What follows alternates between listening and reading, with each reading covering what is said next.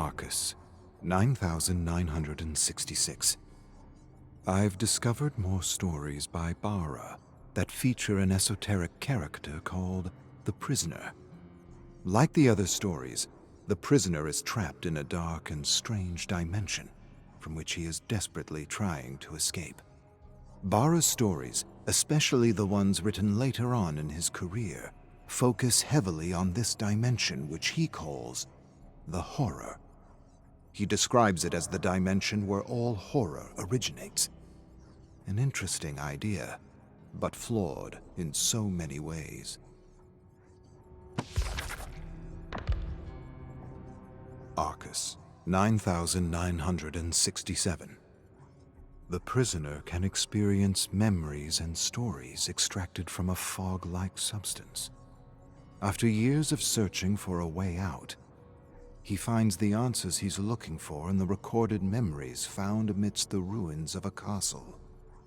The memories are captured on an old vinyl record, which he plays on a gramophone in front of a wall of crazy. He listens to the scratchy record and soon discovers that the way out is through the darkest and most dangerous place in the horror: the Void.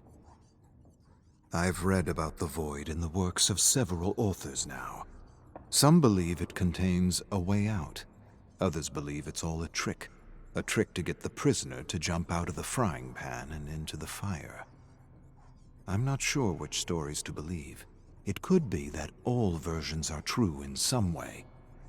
Perhaps there is a way out for those who know how to find it, but for those who don't, the Void ends up being a place of greater suffering and torment. It's hard to know which story or stories to trust.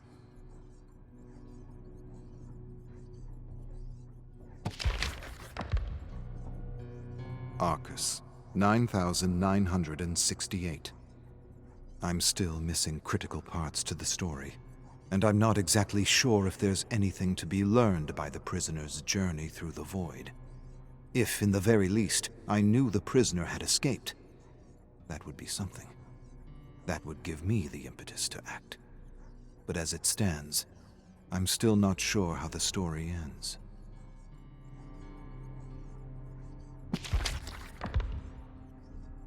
Arcus, 9969. There is no such thing as fiction. Everything is based on some reality somewhere. Arcus, 9970. I found a series by Bara called Tales from the Horror. Hundreds of stories about people trapped in the horror, most of them trying to escape, others acting as servants of the darkness. I found one story detailing how an unlikely squad of survivors created an opening into the Void with a sequence of symbols discovered on a scroll. They carved the symbols into a strange growth so that it exploded and destabilized the realms, creating a small rupture into the Void. There must be a version of this story where the symbols are described in greater detail. If I could somehow discover the correct sequence, I would have most of what I need to attempt an escape. I am close now, closer than I've ever been. It's hard to believe I've made it this far.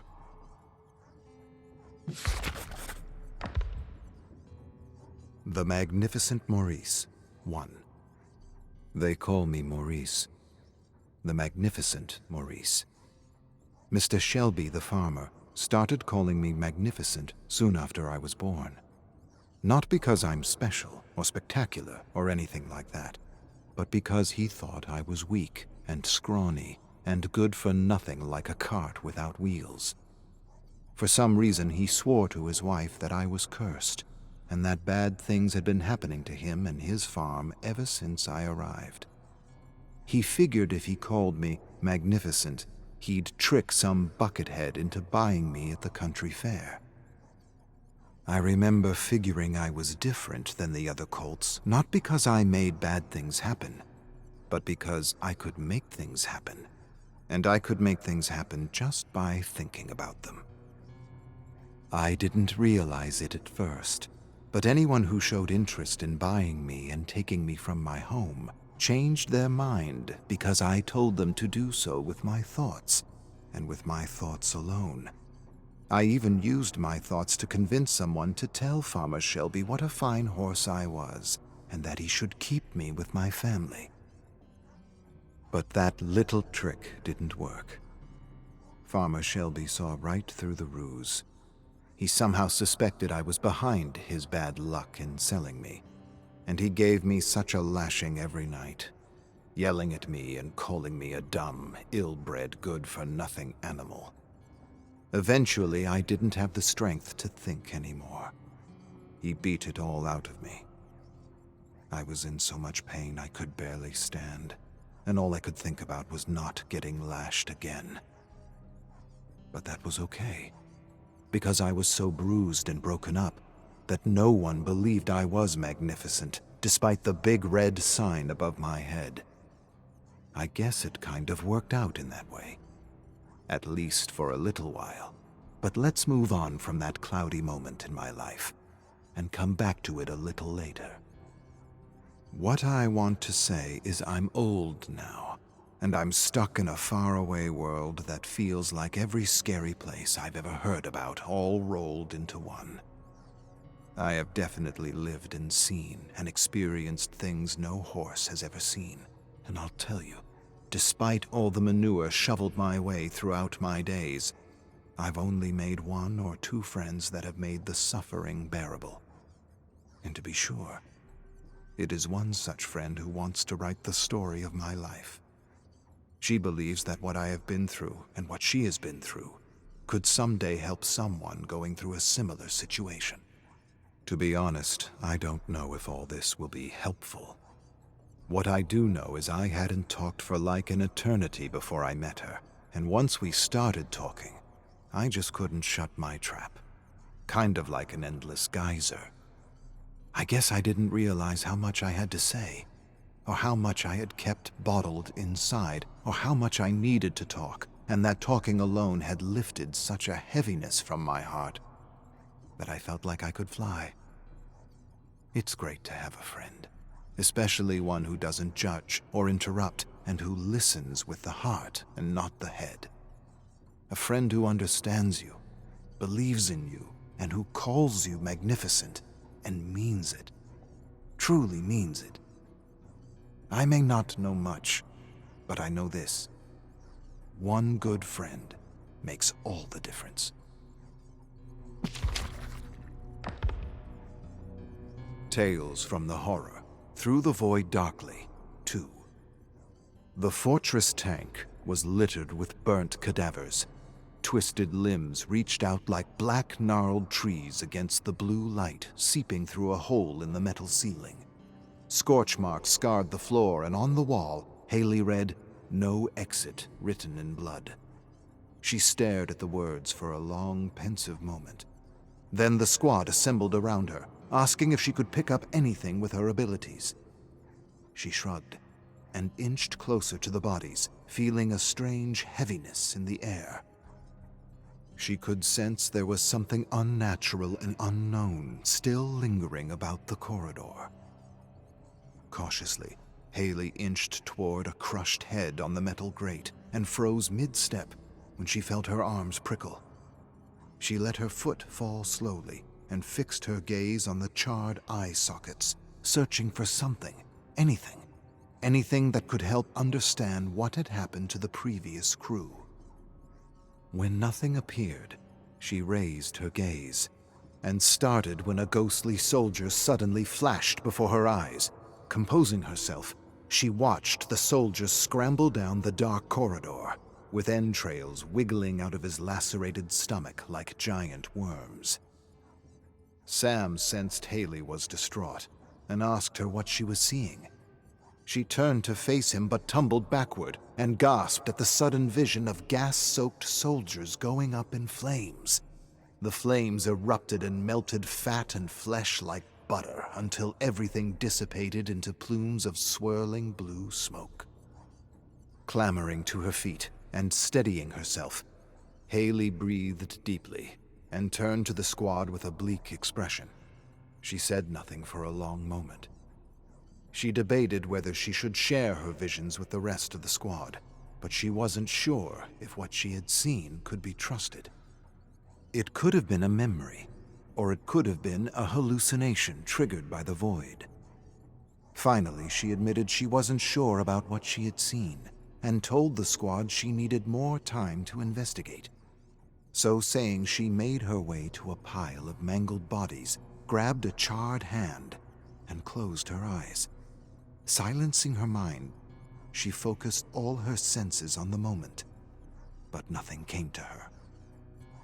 "The whispers," Jaden said, approaching his stepsister.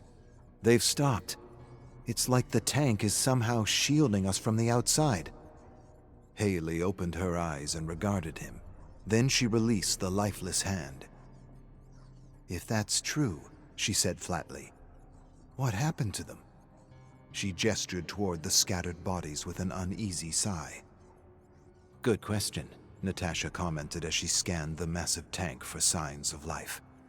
"Looks like we'll be staying here for a bit. Doesn't bother me. I've been in worse places back home." "Speak for yourself, Nat," Jen shook her head. "This is a death trap.